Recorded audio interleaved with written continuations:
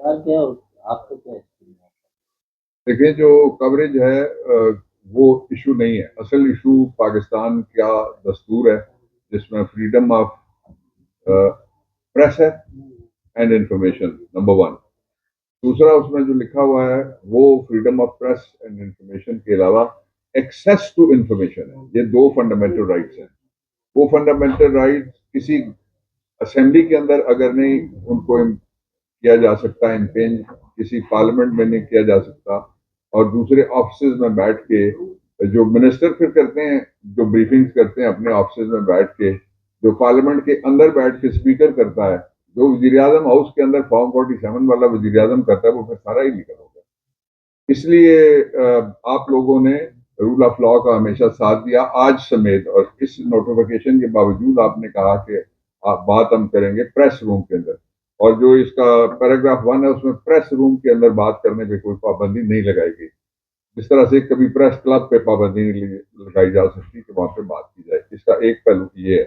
اس کا جو دوسرا پہلو ہے وہ یہ ہے کہ اس حوالے سے جو اسلام آباد ہائی کورٹ بار ہے وہ بھی، اور جو پریس ایسوسی ایشن ہے وہ بھی، ان کو ایکشن لینا چاہیے. As senior council of this court میں آپ کے ساتھ ہوں. میں اس کے ساتھ ہی ایک اور، آج چونکہ عمران خان کی لگی ہوئی ہیں سسپینشن آف سینٹنس کی درخواستیں ہیں، اس لیے میں اس پہ یہ بات کرنا چاہتا ہوں کہ کل رات کو ایک کیبنٹ ممبر صاحب جو تھے وہ عدالت کا فیصلہ ایک طرح سے ایڈوانس سنا رہے تھے. ایک چیٹ شو میں انہوں نے رات کو یہ کہا ہے کہ عمران خان تب باہر آئیں گے جب وہ بات مانیں گے، اور جو بات ماننے والی انہوں نے کہی ہے اسی شو میں وہ یہ تھی کہ وہ ہمارے ساتھ گفتگو نہیں کرتے اور وہ ڈائلاگ پہ ان کے مطابق یقین نہیں رکھتے.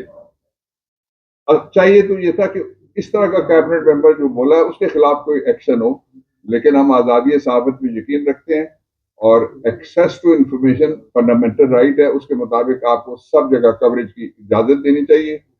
ایک جگہ ہے جہاں پہ نہیں اجازت دینی چاہیے، وہ کورٹ روم ہے، تاکہ ڈیکرم آف دی کورٹ اور جو جوڈیشری کی فنکشننگ ہے وہ چلتی رہے. اور اس پہ انالوجی پہ میں آرٹیکل 204 کا حوالہ دینا چاہوں گا کہ توہین عدالت بھی تب بنتی ہے جب آرٹیکل 204 میں لکھا ہوا ہے کوئی کسی جگہ پہ مداخلت کرتا ہے انصاف کی رسائی یا جو کورٹ کی پروسیڈنگ ہے ان میں.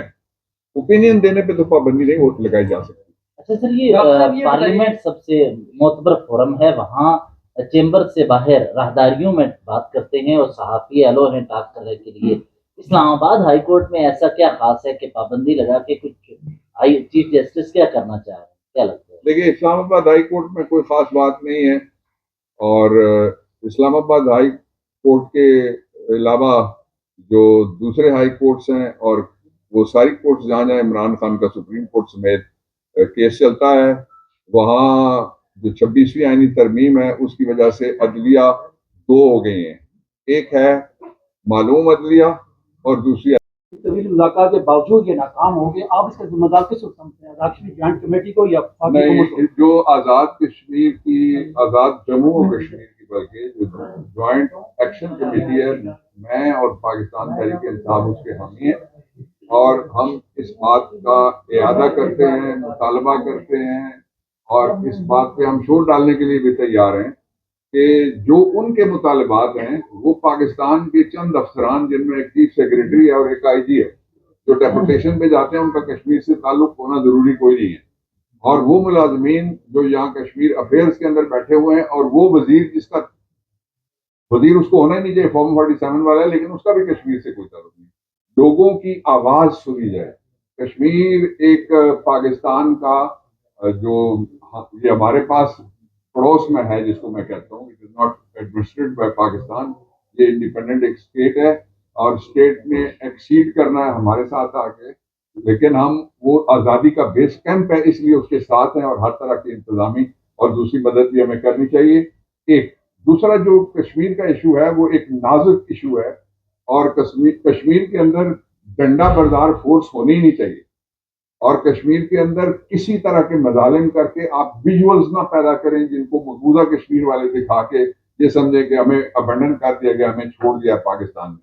اور اس سیریس مسئلے کے حوالے سے میں دو باتیں آپ کے سامنے رکھنا چاہتا ہوں. ایک، ان کے مطالبات سارے جائز ہیں، وہ فوری طور پہ مانے جائیں. دوسرا جو گرفتار لوگ ہیں وہ فوری طور پہ رہا کیا جائیں کشمیر میں. تیسرا یہ ہے جو مقدمے ہوئے ہیں وہ سارے بوگس ہیں.